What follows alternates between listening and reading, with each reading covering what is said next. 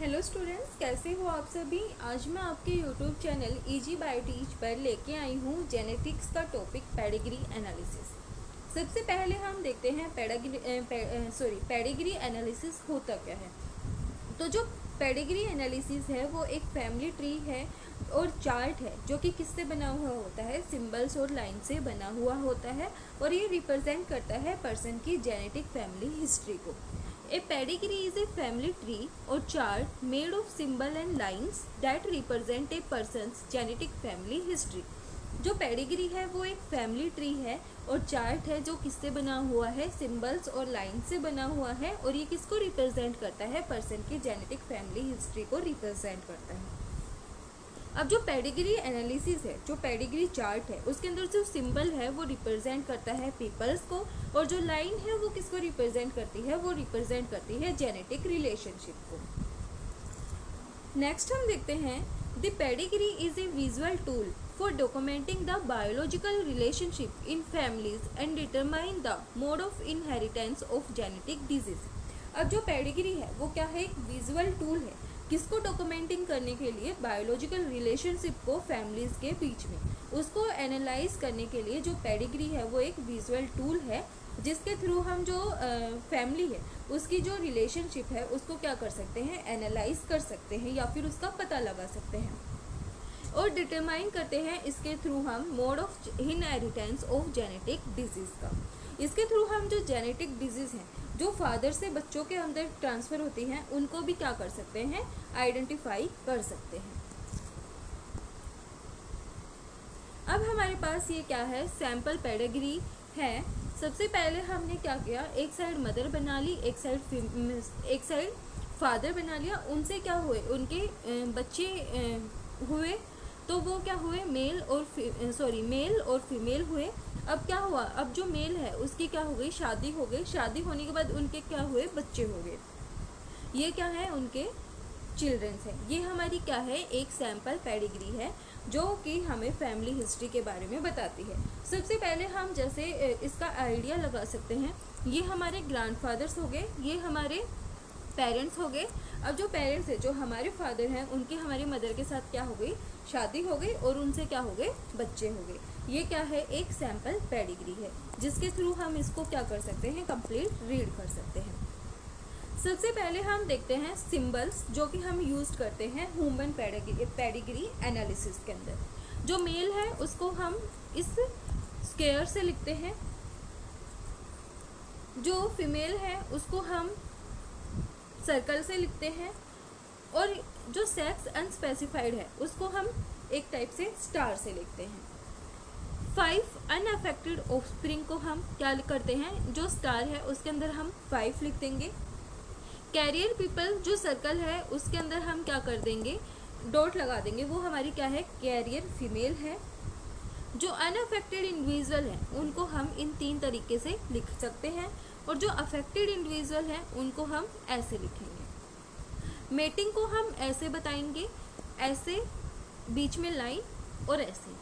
जो parents with male child affected with disease उनको हम ऐसे लिखेंगे। डेथ को हम ऐसे रिप्रेजेंट करेंगे और मेटिंग बिटवीन रिलेटिव्स, मतलब रिलेटिव्स के बीच में मेटिंग होना, उनको हम ऐसे रिप्रेजेंट करेंगे। Parents above and children below in order of birth left to right, इनको हम क्या कैसे लिखेंगे, ऐसे लिखेंगे। मतलब ये क्या हो गए, हमारे ग्रैंड पेरेंट्स हो गए और ये हमारे पेरेंट्स हो गए। ये थी हमारी ह्यूमन पेडिग्री के अंदर symbols.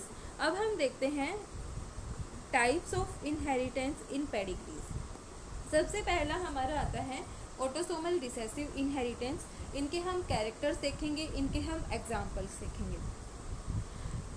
Trait often skip generation, यहाँ पे क्या होता है, जनरेशन स्किप होती है। And almost equal number of affected male and females, यहाँ पे इक्वल नंबर मेल और फीमेल क्या मिलते हैं, अफेक्टेड मिलते हैं। If both parents are affected all children should be affected, अगर दोनों पेरेंट्स क्या हैं, अफेक्टेड हैं, तो जो चिल्ड्रन हैं वो भी क्या होंगे, अफेक्टेड होंगे। In most cases unaffected people meeting with affected individual, all children produced are unaffected. क्या होता है, जो अनअफेक्टेड पीपल है वो मीटिंग करते हैं किसके साथ, अफेक्टेड इंडिविजुअल के साथ, तो जो चिल्ड्रन है वो कैसे होते हैं, सारे अनअफेक्टेड होते हैं। When at least one child is affected. लेकिन जो एटलीस्ट जो वन चाइल्ड है वो कैसा होता है, अफेक्टेड होता है। Indicating that the unaffected parents is heterozygous. तो ये क्या इंडिकेट करता है, जो अनअफेक्टेड पेरेंट्स हैं वो कैसे हैं, हेट्रोजाइगस हैं। Then approximately half the children should be affected.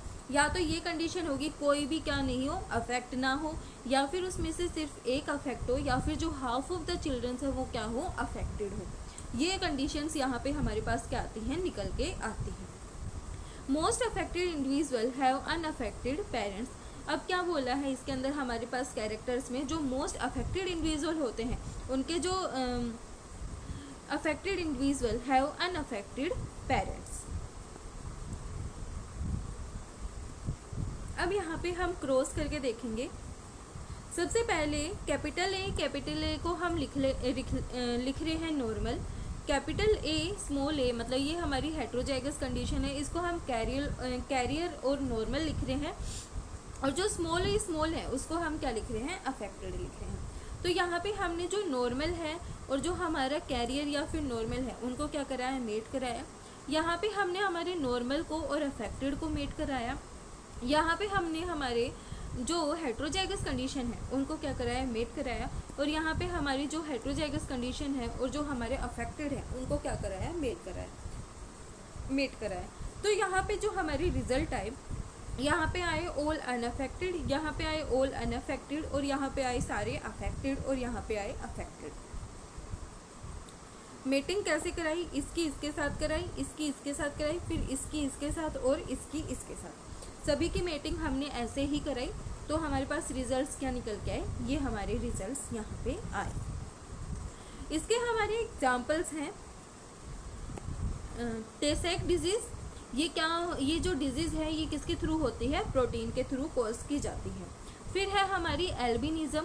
There is no pigment in the body. अगर हमारी बॉडी के अंदर पिगमेंट नहीं है तो हमें कौन सी डिजीज़ होगी, एल्बिनिज्म होगी। फिर है फिनाइल कीटोयूरिया। जो फिनाइल कीटोयूरिया है वो फिनाइल एलेनाइन हाइड्रोलेज एंजाइम की एब्सेंट में क्या होती है।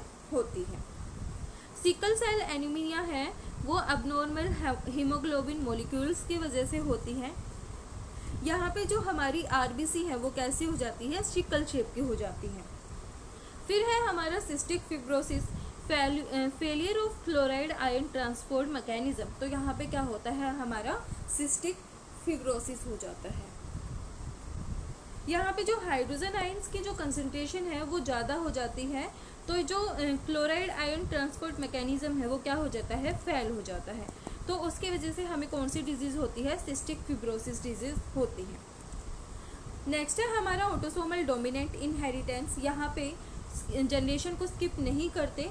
N affected person mating with an unaffected person should produce approximately 50% affected offspring.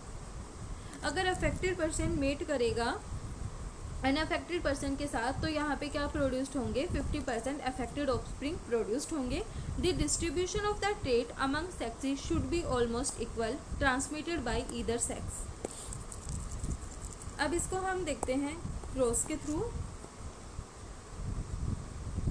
इसके हमारे एग्जाम्पल्स हैं मार्फन सिंड्रोम, फेमिलियल हाइपर क्लोरेस्ट्रीमिया और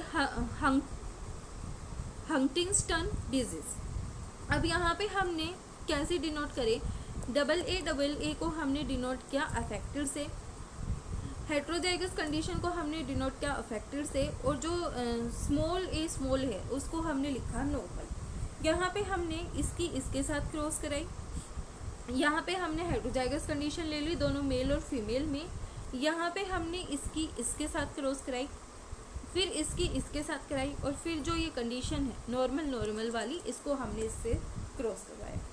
यहाँ पे हमारे पास रिजल्ट निकल के आया। यहाँ पे हमारे क्या हैं, सारे अफेक्टेड हैं। यहाँ पे हमारे सारे नॉर्मल हैं। इस कंडीशन में भी हमारे सारे नॉर्मल हैं। इस कंडीशन में हमारे सारे अफेक्टेड हैं, और इस कंडीशन में हमारे 50% जो ऑफस्प्रिंग है वो अफेक्टेड है।